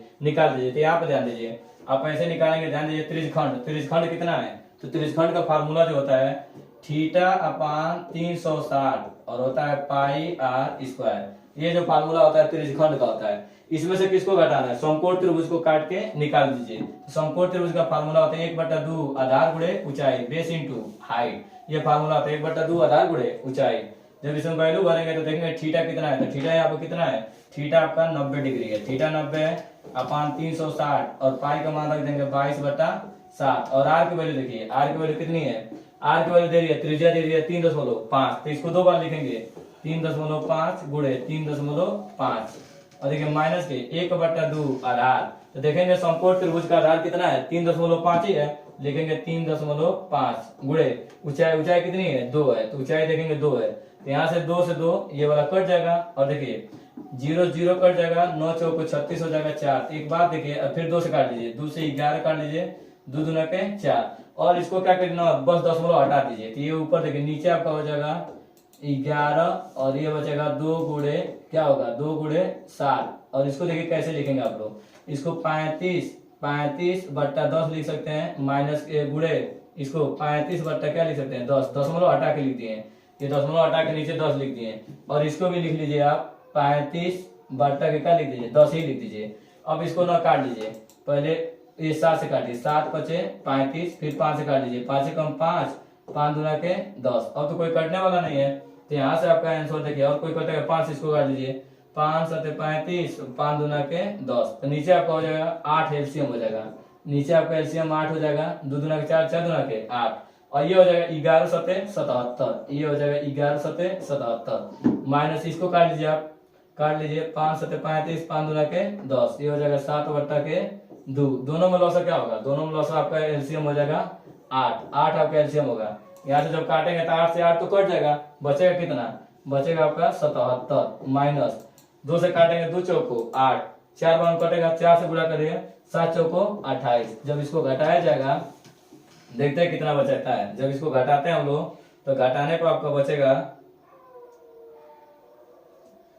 7 में से ये 14 में से आपका ये 17 हो जाएगा, 17 में से 8 घटेगा तो ये बचेगा 9 बच जाएगा, और यहाँ हो जाएगा आपका 6 में से घटेगा तो 2, यहाँ से आपका हो जाएगा ये आपका 49/8, ये आपका हो जाएगा आंसर सेंटीमीटर स्क्वायर। अगला क्वेश्चन देखते हैं। देखिए इस क्वेश्चन में आपको दिया है, ये भी एक रचना का क्वेश्चन है। देखिए एक त्रिभुज दिया है, मतलब इसकी जो भुजा दिया है 5, 6, 7 सेंटीमीटर भुजा वाले एक त्रिभुज की रचना करना है, और उसमें ना हमको फिर बोला है ना इसकी रचना करने वाले इसकी भुजाओं को 7 संबंध 5 के अनुपात में क्या करना है, हमको निकालना है कि एक नए त्रिभुज की रचना करना है जो कितनी हो 7/5 होना चाहिए। तो हम लोग देखिए क्या करते हैं। सबसे पहले देखिए, सबसे पहले ना जो तीनों भुजा में से एक कोई भुजा लेते हैं, जो भी आपको भुजा लेना है। देखिए इसमें क्या किया गया है कि 5 सेंटीमीटर का एक भुजा ले लिया गया, कितने का 5 सेंटीमीटर का। जब 5 सेंटीमीटर का एक हम भुजा ले लिए, यहाँ पर ध्यान दीजिए 5 सेंटीमीटर का पहले क्या कर लिए, एक भुजा ले लिए। यहाँ से ना बी को केंद्र मान के एक चाप काटते हैं, ऐसे कितने के 7 का एक चाप काट लेते हैं। फिर सी को केंद्र मान के 6 का एक चाप काट लेते हैं, ऐसे चाप काट लेंगे। अब इन दोनों को मिला देते हैं, इन दोनों को मैच करा देते हैं, तो ये आपका हो जाएगा एक त्रिभुज बन गया। लेकिन हमको ये नहीं करना है, 7/5 गुना लेकर आना है। तो सबसे पहले क्या करते हैं, बीसी को आधार मान के एक न्यून कोण वाला एक क्या करते हैं, एक सीधा एक रेखाखंड खींचते हैं, जो कि क्या नाम होता है बी यक्स। ये इसको क्या लेते हैं बी यक्स, ये होता है आपका कितने का न्यून कोण 90 से छोटा। और इसको क्या करते हैं 7 बराबर भागों में क्या करते हैं बांट देते हैं। कितने भागों में 7 बराबर भागों में इसको बांट लिया जाता है। जब 7 बराबर भागों में बांट लेते हैं तो देखिए इसमें क्या करना है आपको 7/5 निकालना है ना। 7/5 निकालने के लिए हम लोग क्या करते हैं, देखिए इसको लास्ट वाले से नहीं मिलाते हैं। ये जो 7/5 है ना, तो जो नीचे वाला लाइन है 5 वाला, उससे क्या करते हैं ना 5 पर रख के सबसे पहले एक समान लंबाई का एक क्या करते हैं एक ऐसे चाप काट लेते हैं। जब चाप काट लेते हैं और जो सबसे लास्ट में रहता है, सबसे लास्ट में 7 है कि नहीं, सबसे लास्ट में B7 है, इसको लेकर भी उतना ही चाप काट लेते हैं। जब चाप काट लेते हैं तो जब यहाँ पर रख के एक समान लंबाई के देख लेते हैं कितना बढ़ाना है, ये लंबाई नाप लेते हैं। ये जब लंबाई पता चल जाता है सेम लंबाई का यहाँ पर रख के ऐसे एक चाप काट लेते हैं। तो लास्ट वाले को ऐसे इसको आगे बढ़ाने के बाद क्या करते हैं इसको मिला देते हैं। मिलाने के बाद ये तो बन जाता है। और देखिए इसमें क्या किया जाता है कि हम लोग इसको जैसे ना इसको जब आगे बढ़ाते हैं और इसमें क्या करते हैं समान लंबाई का जो समान लंबाई होता है इसमें एक छोटा सा क्या करते हैं ऐसे चाप काटते हैं, यहाँ से रख के चाप काट लेते हैं, फिर यहीं पर रख के वैसे ही फिर चाप काटते हैं और यहाँ पर रख के ये लंबाई नाप लेते हैं कि कितना लंबाई हो रहा है। जितना लंबाई के होता है उतना लंबाई के इसको ऐसे मिला के और सीधे इस रेखा को जो ए बी रेखा खंड है उसको आगे बढ़ा देते हैं और लास्ट वाले लाइन को क्या कर देते हैं मिला देते हैं। इस प्रकार हमारा ये क्या होता है तैयार हो जाता है। इसकी रचना के चरण देखिए लिखे हुए हैं, आप चाहें तो स्क्रीनशॉट ले सकते हैं। सबसे पहले बीसी एक बीसी रेखा खंड बना है, उसके बाद क्या किए बीसी को केंद्र मान के बी और सी को केंद्र मान के एक 7 सेंटीमीटर का और एक 6 सेंटीमीटर का क्या किए चाप काट के इन दोनों को क्या कर दिए मिला दिए। फिर बीसी और सीओ को ऐसे मिला दिए। उसके बाद देखिए बी के नीचे एक न्यून कोण का, ये बी के नीचे एक न्यून कोण का क्या बना है एक किरण मतलब एक रेखाखंड खींचे हैं। उसके बाद देखिए इस सबको बराबर भागों में क्या कर दिए बांट दिए, B1 ये सबको क्या कर बराबर भागों में बांट दिए। उसके बाद ये आपको बताए हैं तो आप ये चाहे तो आप लिख सकते हैं। अगला क्वेश्चन हम लोग देखते हैं। देखिए इस क्वेश्चन में आपसे पूछा है कि माध्यिका ज्ञात कीजिए। और देखिए यहाँ पर आपका ये क्वेश्चन में दिया रहता है वर्ग अंतराल दिया रहेगा, बारंबारता दिया रहेगा। हम लोग को ना संचयी बारंबारता निकालना होता है। संचयी बारंबारता कैसे निकालते हैं, पहला अंक जैसे वैसे लिख देंगे, फिर पहले अंक में 9 जोड़ेंगे, 9 में 6 जोड़ेंगे 15 होगा, फिर 15 में 12 जोड़ेंगे 27 होगा, फिर 27 में 8 जोड़ेंगे 35 होगा, फिर 35 में 15 जोड़ेंगे कितना आ जाएगा 50 आ जाएगा। हम लोग देखते हैं कि यहाँ पर 50 जो आया है n बराबर क्या है सम है कि विषम, तो n बराबर आपका हो जाएगा ये है 50 आपका क्या है सम है। तो जब इसका आधा हम लोग करते हैं 50 का आधा क्या होगा 50 का आधा हो जाएगा 25। तो 25 देखेंगे कहाँ बिलोंग कर रहा है संचयी बारंबारता 15 और 27 के बीच में बिलोंग करेगा कि नहीं, तो 15 और 27 के बीच में रहेगा। तो यहाँ से ना इसको हम क्या करते हैं इन दोनों के बीच में रहेगा तो बड़ा वाला अंक लेते हैं, 15 से बड़ा 27 होगा, 25 है तो 25 27 के निकट है। इस नीचे वाला लेंगे तो ये जो चीज आपका हो जाता है ये होता है यफ, और जस्ट इसके ऊपर का एक स्थान ऊपर का ये हो जाता है सी एफ, क्या हो जाएगा सी एफ, और ये इधर के सामने का ये क्या आपका हो जाता है यल। तो सीधे माध्यिका निकल जाती है। देखिए फिर आया 50 आया था ना, 50 का रहा होता है 25, तो 25 देखेंगे 15 और 27 के बीच में रहेगा, तो नीचे वाला नंबर लेते हैं, नीचे का सामने का लेंगे तो एफ हो जाएगा, और जस्ट इसके ऊपर का लेंगे तो क्या होगा सी एफ। तो यहाँ पे देखेंगे ना हमारा जो फार्मूला होता है माध्यिका का, सीधे हम लोग वैल्यू करते हैं कि माध्यिका का जो फार्मूला होता है वो होता है यल प्लस n अपान 2 माइनस के सी एफ बट्टा के एफ और गुणे क्या लिख देते हैं, गुणे के यस, ये आपका फार्मूला होता है। तो जब यहाँ यल की वैल्यू भरेंगे तो देखिए यल बराबर कितना है, यल बराबर आप देखेंगे तो यल बराबर आपका है 20 प्लस यन की वैल्यू देखते हैं, यन की वैल्यू कितनी है 50, यहाँ पर हम लोग करेंगे 50 बट्टा क्या लिख देंगे 2 माइनस के सी एफ की वैल्यू कितनी है 15 बट्टा के एफ की वैल्यू कितनी है 12 गुणे यच मैंने अंतराल, तो 10 का अंतराल है, 10 से 20, 20 से 30, तो यहाँ पे लिख देंगे 10। अब इसको हल करते हैं, देखिए इसको काट देंगे आप तो ये हो जाएगा 25, तो 20 प्लस 25 में से 15 घटेगा तो यहाँ बच जाएगा आपका 10 गुणे ये क्या है 10 बट्टा के 12। ध्यान दीजिए ये 25 हुआ था, 25 में से 15 घटाया तो कितना बचा है 10। अब इसको चाहें तो आप हल कर सकते हैं, यहाँ ध्यान दीजिए इसको काट लीजिए, 2 से काटेंगे 2 पचे 10, इस 2 से काट लीजिए 2 6, फिर 2 से काट लीजिए 2 पचे 10, ये हो जाएगा 2 3 6, ये हो जाएगा 20 प्लस ये हो जाएगा 5 पचे 25 बट्टा 3। इसका लौसा ले लीजिए, लौसा लेंगे तो कितना हो जाएगा, ये हो जाएगा आपका 3 लौसा हो जाएगा, 3 दूना के 6 60 हो जाएगा, प्लस ये हो जाएगा 25, 3 से 3 कट जाएगा, इसको जब जोड़ेंगे ये हो जाएगा आपका 85 बट्टा के 3। अब इसमें चाहे तो आप भाग दे सकते हैं, और भाग दे के आप निकालेंगे, यदि भाग देते हैं 85 में 3 से तो आपका आ जाएगा 3 दूना के 6 और ये 2 बचेगा, और ये फिर हो जाएगा आपका 5, ये 3 8 24 हो जाएगा, ये बचेगा आपका 1 0 लगाएंगे 3 तरीके 9, ये आपका हो जाएगा 28.3। आगे निकाल सकते हैं 2 स्थान तक, यार रहने दीजिए।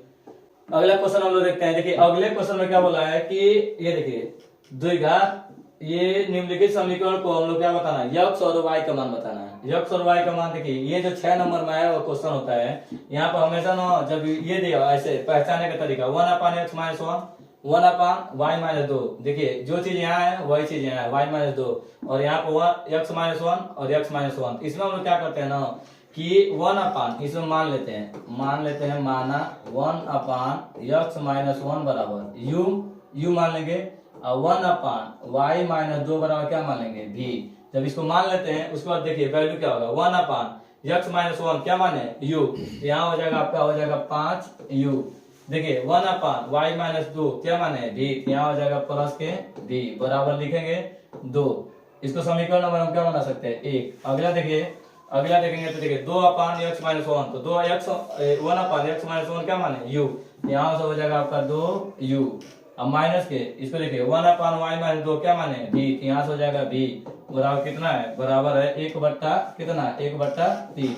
हम लोग क्या करते हैं ना इस समीकरण नंबर 1 को और समीकरण नंबर 2 को क्या कर देते हैं, जोड़ देते हैं। तो लिखेंगे समीकरण 1 प्लस समीकरण 2 को क्या करने पर, ऐड करने पर। जब हम जोड़ते हैं ना यहाँ पे लिखना पड़ेगा आपको कि समीकरण 1 प्लस समीकरण 2 को क्या करने पर, हम लोग कहते हैं कि जोड़ने पर। जब जोड़ते हैं तो देखिए क्या होता है, डायरेक्ट हम जोड़ दिए, तो यहाँ जब जोड़ेंगे ना तो b से b कट जाएगा, जोड़ा जाता है तो 1 प्लस 1 माइनस जो सेम रहता है वो कट जाता है। और जब इसको जोड़ेंगे 5u में 2u जोड़ेंगे तो कितना u आएगा, 7u आ जाएगा। यहाँ जब देखते हैं हम लोग 2 + 1/3 जो था, इसमें हम लोग लौसा क्या ले सकते हैं, लौसा लेंगे तो आपका लौसा क्या इतना हो जाएगा 3 लौसा होगा। अब 3 में 2 का गुणा करेंगे 3 दूना के 6, तो यहाँ हो जाएगा 6, और प्लस 3 से 3 कर देंगे कितना हो जाएगा 1, तो 6 + 1 कितना हो जाएगा 7, ये हो जाएगा 7u बराबर 7/3। तो देखिए 7 से 7 कट जाएगा, तो यहाँ पे 1 बचेगा, तो u की जो वैल्यू आएगी 1/3। u की वैल्यू कितनी आ गई 1/3। u का मान हम लोग क्या करेंगे ना किसी भी एक में रख देंगे, समीकरण नंबर 1 में रख दीजिए, समीकरण नंबर 2 में, 1 में ही रख देते हैं u का मान। ध्यान दीजिए जब u का मान समीकरण नंबर 1 में रखेंगे तो लिखना पड़ता है समीकरण नंबर 1 से, समीकरण 1 से जब वैल्यू भरेंगे हम लोग, ये देखिए 5u प्लस v बराबर कितना है 2, और u के जगह क्या वैल्यू बनना है 1/3। तो जब यहाँ पे बनेंगे 5u, u के जगह पे 1/3 प्लस v बराबर 2, तो 5 में 1 का गुणा कितना हो जाएगा 5/3, 2 को इधर लेकर आ जाइए, यार आने दीजिए अभी, प्लस v बराबर 2, 5/3 को उधर भेज दीजिए, तो v इक्वल टू हो जाएगा 2 माइनस, जब इधर है प्लस उधर जाएगा तो माइनस हो जाएगा 5/3। लॉसा ले लीजिए, लॉसा कितना हो जाएगा 3 दूना के 6 माइनस 3 से 3 कटेगा कितना होगा 5, 6 में से 5 घटेगा कितना बचेगा 1, तो 1/3 ये आ जाएगा किसका वैल्यू, v का वैल्यू। और u का वैल्यू कितना है, ये भी u का वैल्यू तो 1/3 ही आया, दोनों का वैल्यू क्या आ गया बराबर। जब दोनों का वैल्यू बराबर है तो हम लोग वैल्यू भरेंगे जहाँ माने, यहाँ माने ना, देखिएगा एक बार इसमें देख लीजिए, जब आप इसमें देखेंगे देखिए 1/x-1 बराबर क्या है u है, तो u की वैल्यू कितनी है 1/3, तो यहाँ से जब रखेंगे 1/x-1 बराबर 1/3, तो इसको क्या कर दीजिए दोनों को उल्टा कर दीजिए, जब उल्टा करेंगे तो x-1 बराबर क्या हो जाएगा 3, -1 उधर लेके जाइए, जब उधर जाएगा तो क्या होगा +1 हो जाएगा, तो 3 में 1 जुड़ेगा तो कितना आ जाएगा 4, ये आपकी वैल्यू x की आ गई। फिर आप y की वैल्यू देखिए, y की जब वैल्यू देखेंगे तो y की वैल्यू हम निकालें, देखिए 1/y-2 बराबर 1/v है, 1/v नहीं केवल v है, यहाँ केवल v है, तो 1/y-2 बराबर v, v की वैल्यू कितनी है 1/3 है, तो 1/3 भरेंगे, इसको उल्टा कर दीजिए, उल्टा करेंगे तो y-2 बराबर 3 हो जाएगा, -2 को उधर लेके जाएंगे तो +2 हो जाएगा ना, y बराबर 3 2 5, तो x की वैल्यू 4 और y की वैल्यू 5।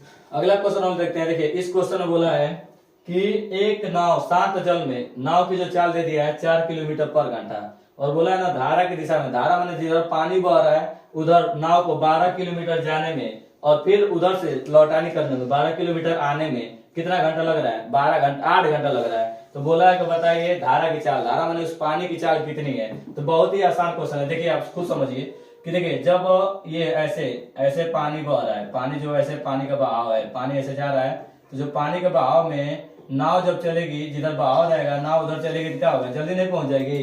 तो दिया देखिए 12 किलोमीटर इसको जाना है, 12 किलोमीटर जाना है और 12 किलोमीटर लौट के भी क्या आना है, दोनों आने और जाने में 8 घंटा का समय लग रहा है। तो देखिए जो हमको चाल दे दिया है, किसकी चाल दे दिया है, नाव की चाल, तो यहाँ पे दिया है नाव की जो चाल दे दिया है, नाव की चाल, जो नाव की चाल आपको दे चुका है वो दिया है 4 किलोमीटर प्रति घंटा, नाव की चाल आपको दे दिया है 4 किलोमीटर प्रति घंटा। और आपसे पूछा किसकी है, जो धारा है, धारा में पानी, आपसे पूछा है धारा की चाल बताइए, धारा की क्या बताना है आपको, धारा की चाल बताना है। तो धारा की चाल हम लोग बोलेंगे नहीं पता है तो ले लेंगे x किलोमीटर प्रति आवर, x किलोमीटर प्रति आवर, ये किसकी चाल होगी, धारा में पानी की चाल होगी। अब देखिए समझिएगा, जब दोनों एक ही दिशा में चलेंगे, सब दोनों एक ही दिशा में चलेंगे तो दोनों की चाल को जोड़ देंगे। जब नाव जिधर जा रहा है उधर पानी का बहाव जिधर है, नाव उधर जाएगा तो दोनों की चाल को जोड़ देंगे, और जब नाव उधर से आएगा और पानी का बहाव इधर से रहेगा तो दोनों की चाल को क्या कर देंगे, घटा देंगे। अब इधर देखिए हम लोग एक काम करेंगे, इधर आपका है क्या है 8 घंटा लग रहा है, 8 घंटा, इधर समय लिख दिए, जब इधर समय लिख देंगे तो इधर भी समय की बात करेंगे, आने और जाने में, इसको हटाइए, इसको देखिए दोनों में आने और जाने में कितना लग रहा है 8 घंटा, जाने में भी और आने में 8 घंटा, इधर समय लिख दिए। जब इधर समय लिखेंगे तो हम इधर भी क्या लिखेंगे समय, जाने में कितना समय लगेगा, तो जाने में जो समय लगेगा, समय बराबर होता है दूरी बट्टा 4, समय बराबर क्या होता है दूरी बट्टा 4, तो जाने में कितना समय लगा, तो देखिए जाने में दूरी और बट्टा के क्या लिखेंगे चाल, चाल क्या है जाने में, तो जाने में जो चाल होगी दोनों एक ही दिशा में जाएगी तो दोनों को हम लोग क्या कर देंगे जोड़ देंगे, 4 + x, ये जाने में ये चाल है दूरी बट्टा चाल। और आने की बात कर रहा है 12 किलोमीटर आना है, तो आने में चली गई दूरी, तो दूरी 12 किलोमीटर होगी। जब उधर से वापस आएगा तो हम लोग क्या करेंगे, किसका चाल ज्यादा होगा, नाव का चाल ज्यादा होगा, पानी का चाल कम होगा, क्योंकि दोनों एक दूसरे के विपरीत होंगे, और नाव का चाल ज्यादा नहीं होगा तो पानी बहा के उधर ही लेके चली जाएगी। तो यहाँ बोलेंगे नाव की चाल क्या होगा ज्यादा होगा और पानी की चाल कम होगी, तो दोनों को माइनस कर देंगे, नाव की चाल में से किसकी चाल, पानी, पानी में धारा। अब देखिए इन दोनों में 12 कॉमन है कि नहीं, अब 12 बाहर कॉमन कर लीजिए, बाहर 12 कॉमन कर लेंगे तो इसके जवाब पे क्या बचेगा 1 और 1 4 + x, और उसको देखिए प्लस 12 से 12 कट जाएगा, क्या बचेगा यहाँ पे 1 12 - x, 12 नहीं यहाँ पे 4 - x बराबर क्या है 8, क्योंकि 12 आपने कॉमन कर लिया है। अब लॉसा लेंगे तो लॉसा देखेंगे, दोनों का लॉसा क्या है, दोनों का लॉसा एक का है 4 + x और एक का लॉसा क्या है 4 - x, दोनों का लॉसा लेने के बाद क्या किया जाएगा भाग दिया जाएगा, तो भाग देंगे 4 + x से 4 + x कर जाएगा, बचेगा कौन 4 - x, यहाँ बच जाएगा 4 - x प्लस, इसमें जब भाग देंगे 4 - x से 4 - x कर जाएगा, बचेगा कौन 4 + x, तो 4 + x का एक में गुणा होगा तो क्या लिखेंगे 4 + x बराबर कितना लिखेंगे 8। यहाँ देखिए x एक माइनस है, x एक प्लस है, x कट जाएगा, 4 4 कितना हो जाएगा 8, ये हो जाएगा 12 × 8 बटा नीचे देखिए a + b a - b, formula हो जाएगा a² - के b² बराबर कितना बचा है 8। तो यहाँ से देखिए ये वाला 8 इस 8 से क्या होगा, कट जाएगा, यहाँ बच जाएगा 1 और तिर्यक का क्या कर दीजिए, गुणा कर दीजिए। जब तिर्यक का गुणा करेंगे तो यहाँ पर आपको बचेगा, ध्यान दीजिएगा, यहाँ से आपको बचेगा 12 बच जाएगा, उधर ध्यान दीजिए। जब 1 से गुणा करेंगे तो देखिए 4 का स्क्वायर कितना होगा 16, ये हो जाएगा 16 minus x square, x square को लेकर इधर और 12 को भेज दीजिए उधर, एक्स स्क्वायर निगेटिव है, इधर आएगा क्या होगा पॉजिटिव, 16 माइनस 12, तो एक्स स्क्वायर 16 में से 12 घटेगा कितना बचेगा 4। इधर से आप लोग स्क्वायर हटाएंगे तो किसका स्क्वायर होता है, तो ये होता है एक्स स्क्वायर बराबर क्या लिखेंगे 2 का स्क्वायर, 2 का स्क्वायर कितना होता है 4, तो एक्स बराबर क्या आ जाएगा 2 किलोमीटर प्रति आवर। ये आ जाएगा आपका पानी की चाल। ये हमारे अंशावल का सबसे लास्ट वाला क्वेश्चन है। तो देखिए इस क्वेश्चन में आप लोग देखेंगे, देखिए बोला है 36 तल पर एक बिंदु O है, एक बिंदु O है, तो देखिए 36 तल बनाते हैं सीधा, एक सीधी रेखा हो जाएगी 36 तल, तो एक बिंदु O है, उसी तल पर खड़े एक ऊर्ध्वाधर मीनार, एक मीनार है, ऐसे मीनार ले लीजिए, एक ऊर्ध्वाधर मीनार है, इसका नाम दे दीजिए मीनार का AB, मीनार एक खड़ा है AB। बोला है कि एक ऊर्ध्वाधर मीनार के शीर्ष का उन्नयन कोण 30 डिग्री है, तो मान लीजिए यहाँ पर 30 डिग्री है, ऐसे मिला देंगे। एक आदमी यहाँ खड़ा है, उन्नयन कोण तो होता है ना जो कोई आदमी नीचे से ऊपर देखता है, तो नीचे से ऊपर देखेगा, यहाँ से देख रहा है C बिंदु से, तो कौ डिग्री कोण बना रहा है 30।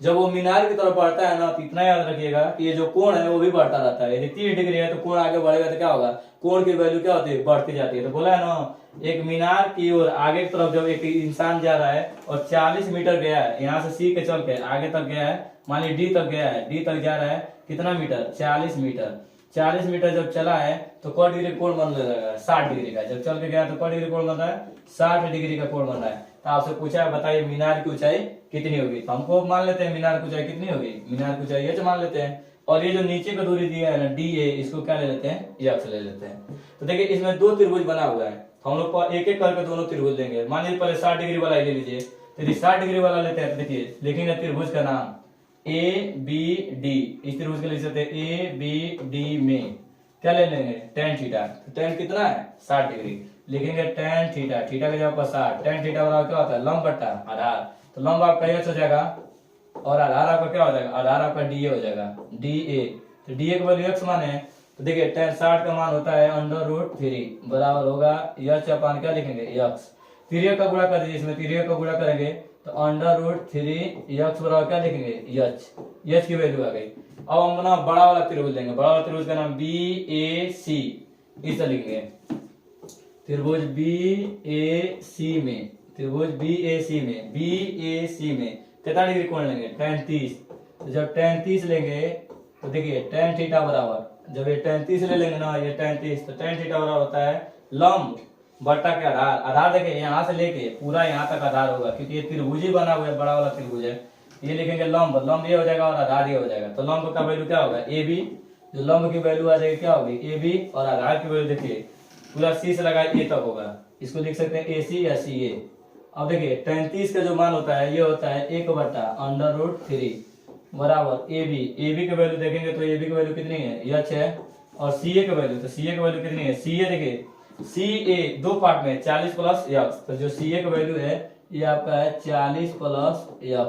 अब क्या करेंगे तिर्यक का गुणा कर दीजिए, तिर्यक का गुणा करेंगे तो एक में गुणा होगा तो ये हो जाएगा 40 प्लस x और ये हो जाएगा √3h। तो जब क्या करेंगे ना h की वैल्यू रख सकते हैं, h की वैल्यू जब यहाँ पर रखेंगे, h की वैल्यू कितनी है √3h है ना, यहाँ पर 40 प्लस x बराबर √3, h की वैल्यू कितनी है √3x, √3x। देखिए रूट में रूट का गुणा होता है तो रूट क्या होगा हट जाएगा, ये हो जाएगा 40 प्लस x बराबर कितना आएगा 3x, x को उधर लेके जाएंगे, ये x प्लस उधर जाएगा तो क्या होगा माइनस, ये हो जाएगा 40 बराबर 3x में से 1x घटेगा 2x, काट लीजिए 2 से कितना आ जाएगा 20 आ जाएगा, तो x बराबर की वैल्यू कितनी आएगी x इक्वल टू 20। तो हमसे ऊंचाई पूछा है, तो ऊंचाई बराबर हम जानते हैं ऊंचाई बराबर कितना दिया है √3 और क्या है x, तो h बराबर हम x की वैल्यू निकाल चुके हैं, x की वैल्यू कितनी है 20, यहाँ लिखेंगे 20√3 मीटर, ये आपका क्या आ जाएगा आंसर। इस प्रकार देखिए ये हमारा मॉडल पेपर दूसरा था, ऐसे ही हम लोग कम से कम 7 मॉडल पेपर कराने वाले हैं, तो आपका 2 मॉडल पेपर हो चुका है, 5 मॉडल पेपर और कराना है, और यदि आप 7 मॉडल पेपर कर लेते हैं तो हाई स्कूल के बोर्ड के एग्जाम में इसी तरह का पैटर्न बनता है, क्वेश्चन का पैटर्न ऐसे होगा, भले नंबर चेंज हो लेकिन पैटर्न यही रहेगा, इसी टाइप का क्वेश्चन बनता है। तो 7 मॉडल पेपर यदि आप तैयार कर लेते हैं तो हम ऐसा मान के चलते हैं 100 में 100 आने का पूरा पूरा चांस होता है, यदि आप सातों मॉडल पेपर को अच्छे से समझ लेते हैं तो। ठीक है, जय हिंद, जय भारत।